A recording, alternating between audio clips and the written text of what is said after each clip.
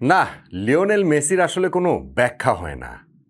আমরা যারা লিওনেল মেসির পুরো ক্যারিয়ারটাই দেখলাম, মনে হয় না যে তাকে ঠিকভাবে আসলে বর্ণনা কেউ করতে পারবে। আমরা জাস্ট শুধুমাত্র লিওনেল মেসিকে এক্সপেরিয়েন্স করতে পারি।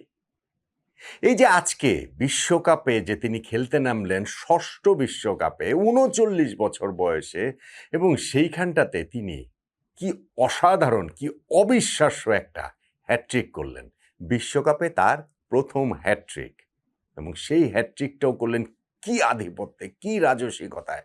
৩৯ বছর বয়সকে খুব সহজেই আপনার কাছে ২৯ মনে হতে পারে, খুব সহজেই আপনার কাছে ১৯ বছরও মনে হতে পারে। লিওনেল মেসির খেলাতে সেই রকমই দাপট। আলজেরিয়ার বিপক্ষে বিশ্বকাপের প্রথম ম্যাচে আর্জেন্টিনা তাই হোঁচট খায়নি, খাওয়ার কোনো প্রশ্নই ওঠে না। বরং লিওনেল মেসি এখনও যে ম্যাজিশিয়ান, এবং তার সেই ম্যাজিকে ফুটবল বিশ্ব যে এখনও বুঁদ হয়ে আছে, সেইটার আরও এক প্রমাণ তিনি এই ম্যাচটাতে দিয়ে গেলেন।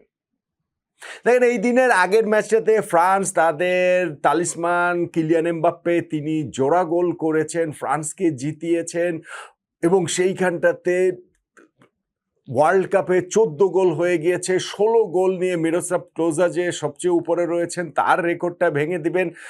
ইনফ্যাক্ট লিওনেল মেসির ১৩ গোল ছিল, তারও এক ধাপ পেছনে ছিলেন এমবাপ্পে, মেসিকে টপকেও এগিয়ে গেছেন।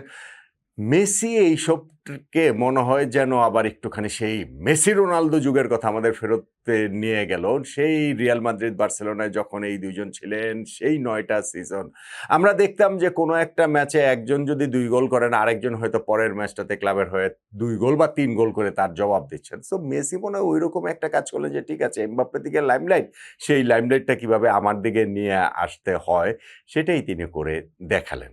এবং যে গোলগুলো তিনি করেছেন, স্পেশালি প্রথম গোল এবং থার্ড গোল, এইটা তো একেবারে প্রাইম মেসির গোল রে ভাই। হ্যাঁ, ঠিক আছে, আলজেরিয়ার সঙ্গে ম্যাচের শুরুটাই হচ্ছে গিয়ে একেবারে ঝড়ের গতিতে, যেইখানটাতে মেসি ৫ মিনিটের মধ্যে গোল পেয়ে গেছেন, যদিও অফসাইডের কারণে গোলটা বাতিল হয়ে গেছে। আবার ঠিক পরপরই আলজেরিয়া গোল পেয়ে গেল অফসাইডের কারণে, সেইটাও বাতিল হলো। তবে মেসির প্রথম গোলটা পেতে খুব একটা সময় লাগলো না। ম্যাচের ১৭ নম্বর মিনিটে তিনি যখন ওই আলজেরিয়ার ডিফেন্সটা থ্রু করে একেবারে নাচতে নাচতে ঢুকে গিয়ে মনে করেন বক্সের বাইরে থেকে যেই শটটা নিলেন, ওইটা একেবারে কর্নার দিয়ে গিয়ে জালে আশ্রয় নেয়। গোলকিপারের এইখানটাতে আর কিছু করার ছিল না, প্রাইম মেসির গোল। আবার যে লাস্ট গোলটা, হ্যাট্রিক গোলটা ৭৬তম মিনিটে যে তিনি করলেন, সেই অ্যাটাকটাও মেসি ইনিশিয়েট করেছেন। সেই ইনিশিয়েট করে লেফট সাইডে নিকো গঞ্জালেসকে দিলেন। নিকো গঞ্জালেস বলটা আবার তার কাছে যখন ফেরত দিলেন বক্সের মাথায়, মেসি এইবার গিয়ে একেবারে লো শটটাতে গোলকিপারকে আবারও কোনো চান্স না দিয়ে বল জালে পাঠিয়ে দিলেন। তো প্রথম গোল এবং তৃতীয় গোল, এই দুইটা গোল তো মেসির, প্রাইম মেসির গোল রে ভাই। মাঝখানে যে গোলটা দিয়েছেন সেইটার অ্যাটাকটার বিল্ড আপেও মেসির অবদান রয়েছে, এবং তারপর ম্যাকালিস্টারের শটটা যখন গোলকিপার, আলজেরিয়ার কিপার তিনি ফিরিয়েছেন, যখন বলটা ফেরত এসেছে, মেসি দৌড়ে গিয়ে সেটা ডিং করে গিয়ে গোলটা দিয়ে দিলেন। এবং তার ওই হ্যাট্রিক গোলের কথা তো আসলে বললাম। এখন দেখেন যে লিওনেল মেসির বয়স ৩৯ হয়ে গিয়েছে। ওয়ার্ল্ড কাপে তার এর আগে এই বিশ্বকাপ খেলবেন কি খেলবেন না, এইটা নিয়ে একটা অনিশ্চয়তার জায়গা তো সবসময় ছিল। ২০২২ বিশ্বকাপ তাকে পূর্ণতা এনে দিয়েছে, আর্জেন্টিনাকে বিশ্বকাপ জিতিয়েছেন, ক্যারিয়ারের একমাত্র অপ্রাপ্তি ঘুচে গিয়েছে। ফলে নেক্সট ওয়ার্ল্ড কাপটা তিনি আসলে খেলবেন কেন? তিনি ওই জায়গা থেকে হিসাবটাকে নিয়েছিলেন যে বিশ্বকাপের ঠিক দল ঘোষণার আগ পর্যন্ত কিন্তু এটা অফিসিয়াল ছিল না। ওইরকমভাবে মেসি কখনো বলেন নাই যে বিশ্বকাপটা তিনি খেলবেনই খেলবেন। আর যখন তিনি খেলছেন, ঠিক তার আগে ক্লাব দলের হয়ে খেলায় ইন্টার মায়ামিতে একটা ওই ফ্যাটিগের মতো হয়েছিল পায়ে। সেই জায়গাটা থেকে ওই প্র্যাকটিস ম্যাচে আর্জেন্টিনা যে ২টা খেলেছে, প্রথমটা খেললেন না, পরেরটাতে খেলতে নেমেই কিভাবে ডিফারেন্সটা মেক করে দিলেন, তার ওই ম্যাজিক্যাল পাস শুরুতেই, তারপর পেনাল্টি থেকে গোল। কিন্তু ওগুলো ছিল আসলে তবলার টুংটাং। মূল কনসার্টটা তো ওয়ার্ল্ড কাপ শুরু হওয়ার সাথে সাথে শুরু হয়ে গেল, এবং সেইখানটাতে মেসি হ্যাট্রিক দিয়ে শুরু করলেন বিশ্বকাপে তার নিজের প্রথম হ্যাট্রিক। ৬ নম্বর বিশ্বকাপ খেলতে নেমে মেসি অলরেডি এই রেকর্ডটা করেছেন, প্রথম ফুটবলার হিসেবে ৬টা বিশ্বকাপ, যেটা ইনফ্যাক্ট ক্রিশ্চিয়ানো রোনালদোরও হয়ে যাবে।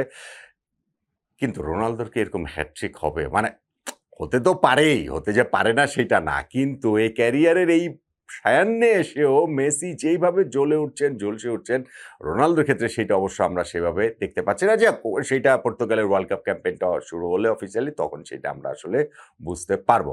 আর্জেন্টিনাও কিন্তু এই ম্যাচটাতে ওই আর্লি স্ক্যারটা যদি আপনি বাদ দেন, যেই গোলটা তারা খেয়ে বসেছিল অফসাইডের কারণে যেটা বেঁচে গেছে, তো নইলে এইখানটাতে তাদের যে খুব সংকটের জায়গা তৈরি হয়েছে তা না।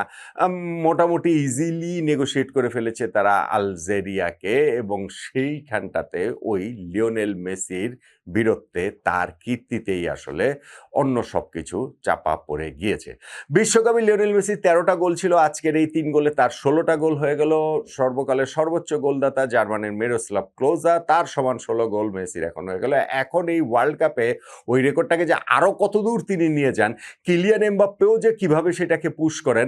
মনে করেন আজকের ওই এমবাপ্পে যখন ১২র সঙ্গে ২ গোল দিয়ে ১৪ গোল হয়ে গেল, ওই ক্লোজার রেকর্ডটার কাছাকাছি কে যাবে বা কে আগে ভাঙতে পারবে, কে আগে স্পর্শ করতে পারবে, ওইরকম একটা আলোচনার জায়গা ছিল। মেসি এখানটাতে হ্যাটট্রিক করে ক্লোজাকে আগেই স্পর্শ করে ফেললেন। এইবার কিলিয়ান এমবাপ্পে আবার তাকে পুশ করবেন। মেসিও তো সামনের ম্যাচগুলোতে তার এই গোল সংখ্যাটা আরো অনেক অনেক বাড়িয়ে নেওয়ার সেই সুযোগের জায়গাটা থাকছে। আর আর্জেন্টিনা দল হিসাবে প্রথম ম্যাচটাতেই তারা বুঝিয়ে দিল, খুব ভালোভাবে বুঝিয়ে দিল, ওই স্টেটমেন্টটা দিয়ে দিল যে তাদের কাছ থেকে বিশ্বকাপ কেড়ে নেওয়াটা কারো জন্যই সহজ হবে না, কারো জন্যই না, কোনো দলের জন্যই আসলে না। আর লিওনেল মেসি যখন এরকম ফর্মে থাকেন, তখন তো টানা দ্বিতীয় বিশ্বকাপ জয়ের এবং ওভারঅল চতুর্থ বিশ্বকাপ জয়ের স্বপ্নটা অনেক অনেক অনেক বড় করে আর্জেন্টিনার সমর্থকরা দেখতেই পারেন, পারেন না?